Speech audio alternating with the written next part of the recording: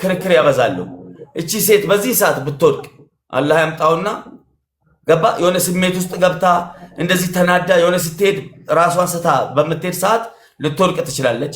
የሆነ ነገር አንሸራቷት አዳልጧት ልትወድቅ ትችላለች። ለሰው ሳይሆን ለአላህ ብለ ገባ የሷን ሐቅ ጠብቅ። አንተ ደግሞ እሱ ነው ያናደደኝ ብላለች።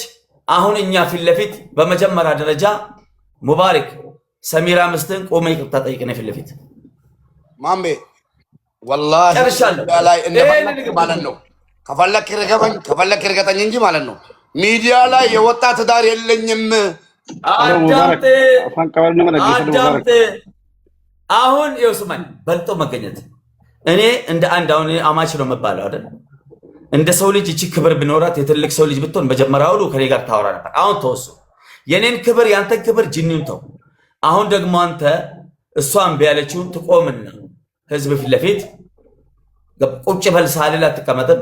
ሰሚራ ውድ ባለቤቴ የልጅ እናቴ በጣም የምወደው ልጄን ባንቺ ከዛ በኋላ ግን የሷን ይቅርታ አልፈልግም ወቅ ከሷ ጋር ማውራትም አልፈልግም። ይሄን ግን አንድ እንድትናገር ስለፈለኩ ነው። የልጅ እናቴ ወንድሜ የማያከብር ሰው ሰውዬ ቤተሰብን ቀቅለ ብለው ሚስት ትበልጥላለች ከቤተሰብ ቤተሰብ ሰውዬ ጨርሻለሁ። ማሚ ዓለም ላይ ካለ ሰው ባል ይበልጣል። ዓለም ላይ ካለ ሰው ሚስት ትበልጣለች። ላይ መውጣቷን እየደገፉላት ያሉት እዚህ ስር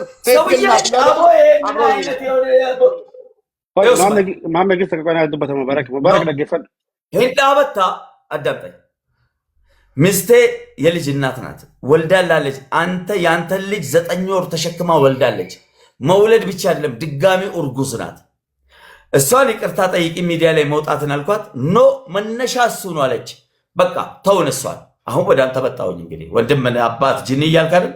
አንተ ስታከብረኝ ነው እሷ የምታከብረኝ። ስማኝ ማለት ነው ሚዲያ ላይ መውጣቷን ደግፈሃል ማለት ነው። እኔ ችግር የለውም። አሁን መደገፍ አይደለም አሁን እኔ እያልኩ ያለሁት እንደገብንኒ እንደገብን ስሪ ዱበታ ረማመነ ከጀደ ኢሲኒ ሲላነ ከበጀ አነክየ ፉደቴቲ ባቲ ቱርቴ ጡቃ ቀበዴራ አትሞ አከባትነ ከበጀ ናፊጢ ይፊንጀ አንገሩ ማለን ጀዳ ስረት ማምኮ ሰሚራኑ ተስባቴ ጢፋማ ዮ ኢንሌላ እንጀሪን ከነ ቦዴ እንጀሪቹ ሲምበርባዱ ከነ አዴምሰናን ዴሜሲን ጀዱ ዴም ኦኬ ተነስቆ ሰሚራ ባለቤቴ ውድ ባለቤቴ ልጅ እናቴ በማወቅም ባለማወቅም በኩምሳኒስ ወላሉማኒስ በኦሮምኛም በአማርኛ ያጠፋሁትን አፉ በይ ለአላህ ብለሽ በቃ ለአላህ ብለሽ ረቢ ጀቸ ዲፈመና ብለ በኩምሳኒስ ወላሉማኒስ ዋኒስ ትበለስ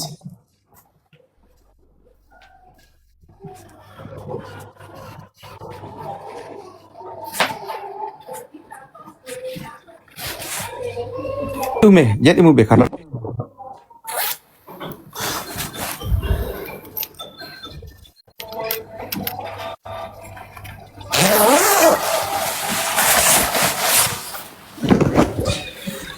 እዚህ ቆሜ ነው የምለው ያው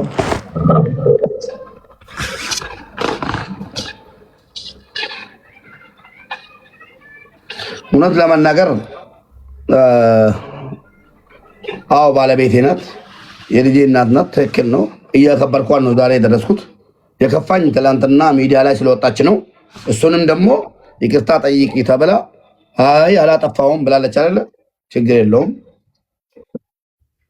እኔ ትዳሬ ግን እዚህ ጋር የሆነ ነጥብ ያዝልኝ፣ ለነገውም ራሱ ማለት ነው። ሌላ ነገር ነው። ለማንኛውም እዚህ ኦኬ ሰሚራ ባለቤቴ የልጆቼ እናት አንድ ወልደሽ ያሳየሽኝ፣ አንድ ደግሞ አርግዘሽ ከሆድሽ ያለሽ ይቅርታ አጥፍቻለሁ። ባወቅም ባለማወቅም ያጠፋሁብሽን ነገር ይቅርታ።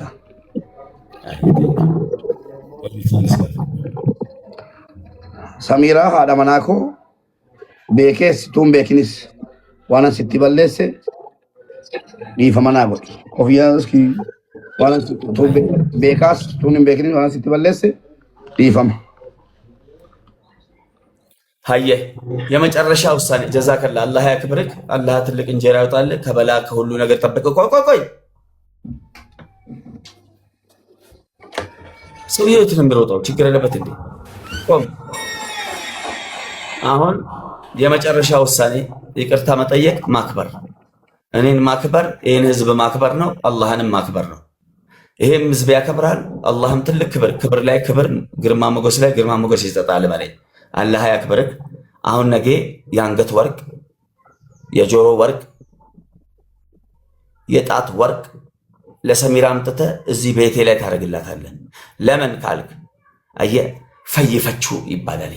ሉክ ሁሉ አንዳንድ ጊዜ ድንበር ሲታለፍብክ አንተ ደግሞ ድንበር አልፈህ ትወዳለህ፣ ድንበር አልፈህ ታደርጋለህ። እርድና ነው፣ የራሱን የቻለ ህይወት ነው። ህይወትን ታስቀጥለዋለህ ማለት ነው። እንደ ሰዎች አትሆንማ። ሀቢብና ሙሐመድ ሰለላሁ ዐለይሂ ወሰለም እንዳሉት ልክ እንደ ጎና አጥንት ናቸው፣ እዛው ላይ ያዛቸው። እንዲህ አቃናለሁ ካልክም ይሰበራል።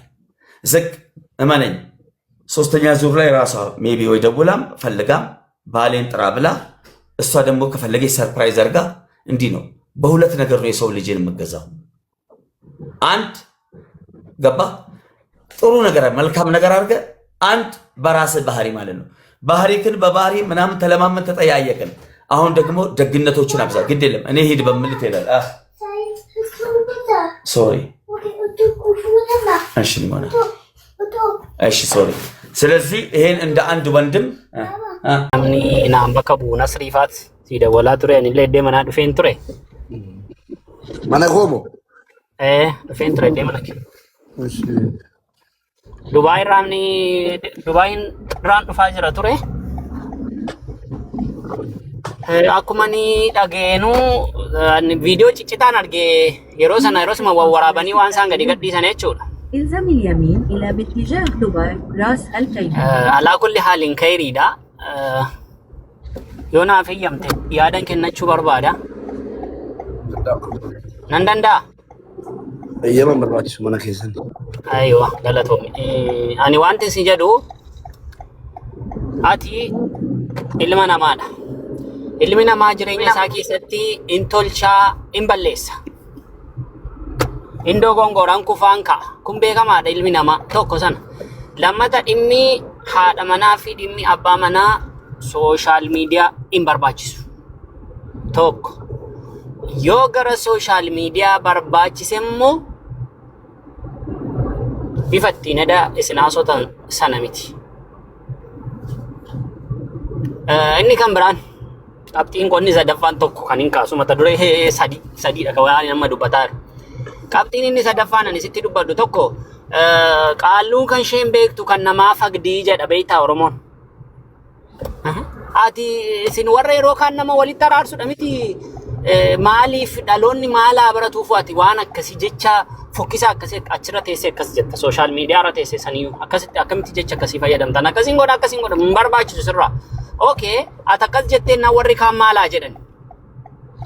Ummanni amma kee beekamtiin qabne ummanni amma kee beekumsan qabne maaloo faa jedhan moo warri ofijjees no warra ofajjeesna akkas of goona jedhan sun karaa isin deemtan sirriidha kanaafini isa isin jettan fudhadhanis naa ta'eera yaanni keessanii jechuu fakkaata beektaa Mubaarak waan hin taane ati fakkeenyaaf itti gaafatamummaa qabda bar social media jechuun responsibility dha itti gaafatamummaa namni miliyoonni tokko tuqaa meeqa kanarraa rabbi guyyaa qiyaamarraa si gaafachuuf hafa. Ituu kaatee ati rabbii nu deebisaa tolchiif malee ituu of ajjeeste ta'e sirraati namni miliyoonni tokko tuqaa jaa of ajjeessu sirraa barate jechuudha. Malee waan keedi sirraan baranne. Sababiin hojiin namaa dhumati ilaalama. Inni ti kaleessa abbaa miskiinaa turte abbaa miskiinummaarraatii gara abbaa sharrummaatti deebaa jechuudha. Sila inni darbe miti. Amma isa ganaa gara fuulduraadha kan isitti maa jiru.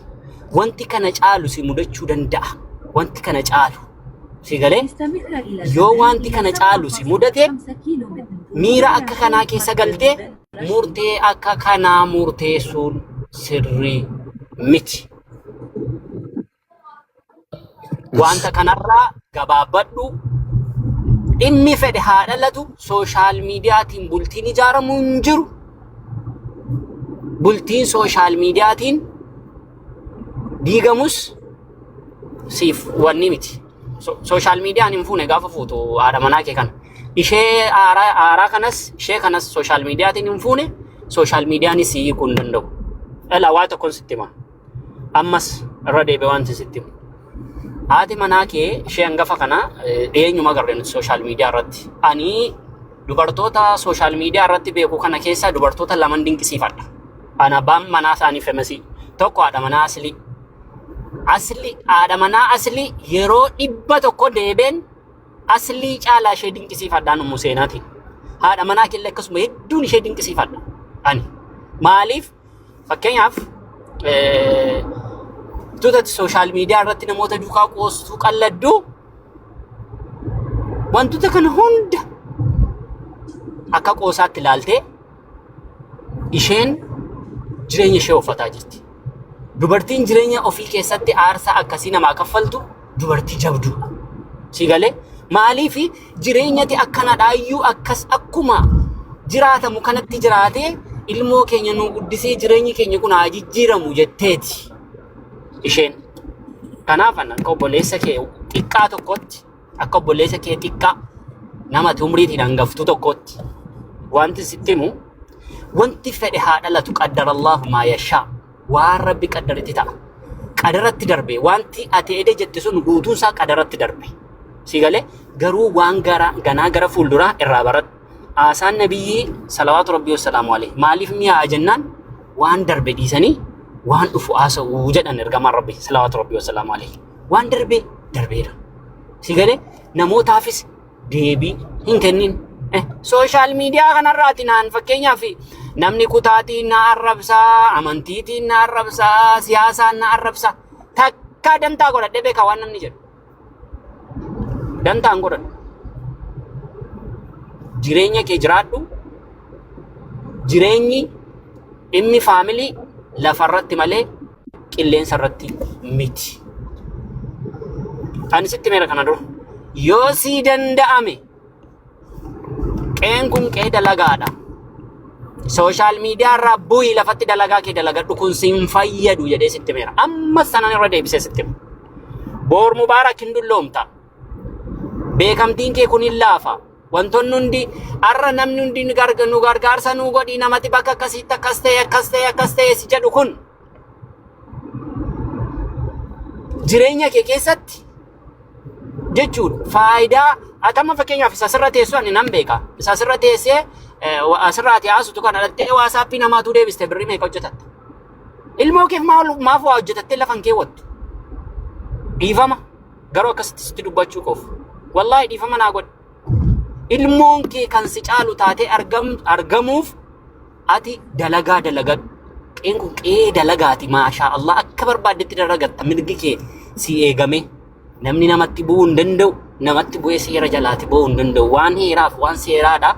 Akka barbaaddetti dalagachuu dandeessa. Seera biyya kanaa eegdenna. Dalagaa kee dalagadhu jedhee akka obboleessa keessiin gadii tokkotti wantoota hedduun sitti meera. Sii bilbilee ofii koo kallattiin sii bilbilee jechuudha. Hingaa hin dulloomta, dulloomaa jirta, dadhabaa jirta. Haasaan ati dur haasotuu fi amma haasotuu tokko miti. Haasaan kee durii ediitii taa'adha. Amante amanuu baatte. Haasaan kee amma garuu ediitii ta'a miti. Maaliif adaduma umriin namaa achi deemuun namni dadhabaa deema. Akkasumallee adaduma iyyaa ooluun seeliin namaa dadhabaa adeema. Ilmi namaa tokko seelii miliyoonii 9 qabaa jedha Dr. Zakir Naik. Seeliin kun adada dubbataa deemaniin haasaa deemaniin hin dadhaba. Warri doktoroonni fayyaa namni tokko guyyaatti sa'aatii 2 ol haasa'uu hin qabu bilbilaadhaan dhorku. Bilbila yoo sa'aatii 2 ol haasa'e mataa isaaf hin ta'uu jedhu. Kanaaf ofitti deebii dhimmi mana keessatti miidiyaa inni ilaallatu miidiyaarra yeroo dheeraa turteetta miidiyaa kanarraati kan nama fayyaddeetta namaafis bu'aa buusteetta amma immoo mee ofitti deebiiti dalagaa kee dalagadhu hojii kee hojjetadhu beekamtiin kunis hin darba umriin kunis hin darba mucaan kee kunis boor guddatee ganaa gaaffii hedduu si gaafachuuf jira. Yaanni koo kana yoon dogongore dhiifama guddaa siif hordoftoota kee hordoftoonni mubaarak yoo waan hin balleesse kana mana isaatti dhuftee mubaarakiin arrabsitee jettanii amantiin tuqiina anuma arraggadha akka barbaadanitti rakkoon qabu. Maasalaam salaamu alaikum warahmatullahi wabarakatuh. Mube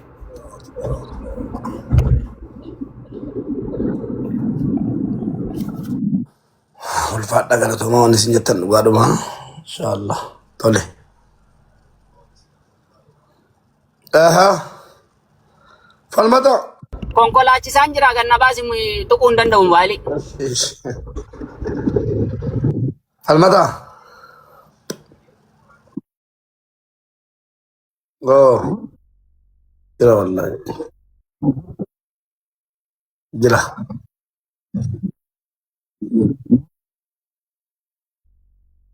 ishinu fa makina nega makina fuure nunde አንፋ በአማርኛ ምት ነጋ ነጋ ቃማ ወል አርጊና እንፋ